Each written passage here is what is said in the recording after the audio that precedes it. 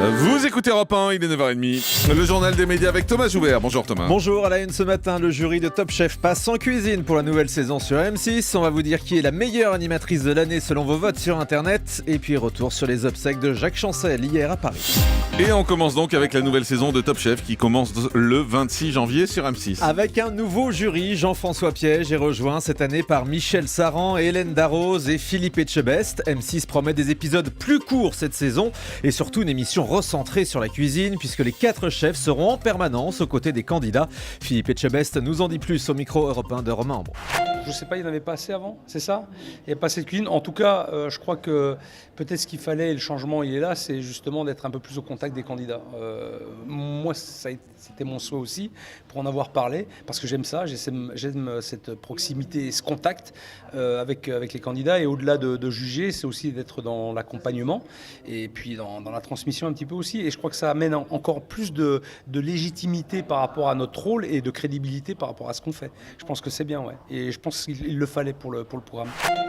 Et puis la suite de notre grand sondage sur les meilleurs et les pires animateurs du PAF. Depuis lundi, vous pouvez voter chaque jour pour les M d'or sur votre site jean-marc-morandini.com. Chaque jour, une catégorie différente. Après Cyril Hanouna élu meilleur animateur de l'année hier, c'est Karine Le Marchand qui a été élue animatrice de l'année avec 35,8% des votes. Elle était ravie d'ailleurs, elle m'a envoyé un petit message hier soir, elle était ravie de ce vote. Elle a même fait un petit message sur son compte Twitter. Ah, j'ai pas vu. Ouais. Elle devance Anne-Sophie Lapix avec 23,9% des suffrages. Et Laurence Boccolini vient juste après avec un peu plus de 11%. Ah oui. Puis Faustine Bollard et Alessandra Sublet. Aujourd'hui, on passe aux choses sérieuses avec le M d'or du pire présentateur ou de la pire présentatrice. Sont nommés Jérémy Michalak, Enora Malagré, Cyril Hanouna, Arthur, Guillaume Play, Mathieu Delormeau, Alessandra Sublet, Patrick Sébastien, Vincent Cerruti et Julien Lepers. On en est où, Jean-Marc? Voilà, pourquoi Michalak? Mais ils sont nommés. Après, peut-être que personne votera pour eux. Je crois qu'il doit être un grand succès de l'année 2014. Hein, il a 3% des suffrages, donc ça va. Ça veut dire qu'il c'est pas lui qui sera le pire. Pour l'instant, c'est Mathieu Delormeau qui est en tête sur les pires animateurs. Donc vous pouvez voter. Et c'est gratuit. Réponse ce soir à 20h. Guillaume, l'agriculteur gay de L'amour et dans le pré, fait décidément beaucoup parler de lui. Son portrait sera diffusé lundi prochain dans l'émission d'M6. Avant ça, le journal La Montagne a révélé hier que cet éleveur de brebis a participé au concours de Mister Gay Europe. Il avait représenté la France en 2011. En participant à ce concours, il voulait, dit-il, briser les stéréotypes du beau gosse bien foutu. À l'époque, il avait déclaré « Ce n'est pas en mettant des folles furieuses dans les émissions de télé-réalité que l'on va faire avancer les choses ».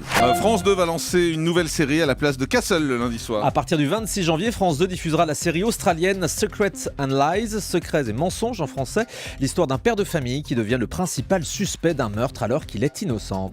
Une nouvelle saison de SOS Ma famille a besoin d'aide sur Énergie 12. L'émission de Pascal Sointins, l'ex-grand frère de TF1, revient pour 2 nouveaux épisodes inédits qui seront diffusés le dimanche soir désormais.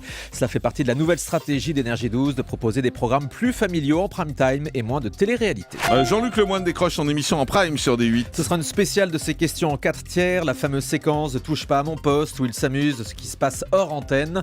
Cette spéciale sera programmée le vendredi 30 janvier à 20h50 et sera suivie de la diffusion d'un spectacle de l'humoriste en deuxième partie de soirée. Et puis autre spectacle d'humour programmé cette fois sur W9. Là ce sera le One Man Show de Malik Bentala qui sera diffusé le mercredi 28 janvier en prime et en direct surtout du Bataclan à Paris. Malik Bentala qui est devenu une star de l'humour après ses débuts ici dans cette émission il y a 3-4 ans si je me souviens. Oui, c'est vrai, grâce à Jean-Marc tout ça. Hein. Non, mais grâce à son talent surtout. TMC va rendre hommage à Framboisier des musclés. Ce sera dimanche prochain à 19h45. La chaîne de la TNT diffusera un documentaire inédit, Les Musclés et le Club Dorothée, un incroyable destin. Dorothée, Jackie, Hélène Rollès ainsi que les autres membres du groupe Les Musclés réagiront à la disparition de leur ami. On verra aussi une interview de Framboisier réalisée en 2011 dans laquelle il revenait sur sa carrière de musicien. Et puis les obsèques de Jacques Chancel ont eu lieu à Paris. 1 millier de personnes s'est rassemblé hier dans l'église de Saint-Germain-des-Prés pour rendre hommage aux journalistes et animateurs disparus le 22 décembre dernier. Parmi eux, Nicolas Sarkozy et Carla Bruni, Bernard Pivot, PPDA ou encore le PDG de France Télévisions, Rémi Fimelin. La cérémonie s'est ouverte par le générique de son émission mythique Radioscopie, interprétée à l'orgue. Le prêtre a salué l'inventeur d'une télé ambitieuse et populaire. Et on termine avec le chiffre du jour. 225 €, c'est la somme que touchent les participants de l'émission Bienvenue au camping sur TF1. Téléstar s'est procuré un document qui explique les modalités de participation. On apprend au passage que les propriétaires des campings qui se jugent les uns les autres ont tous été contactés par la production. Il n'y a aucune candidature spontanée. En échange, ils reçoivent donc 225 € et une publicité, bonne ou mauvaise, pour leur établissement. L'émission est diffusée en ce moment à 18h sur TF1. Merci beaucoup.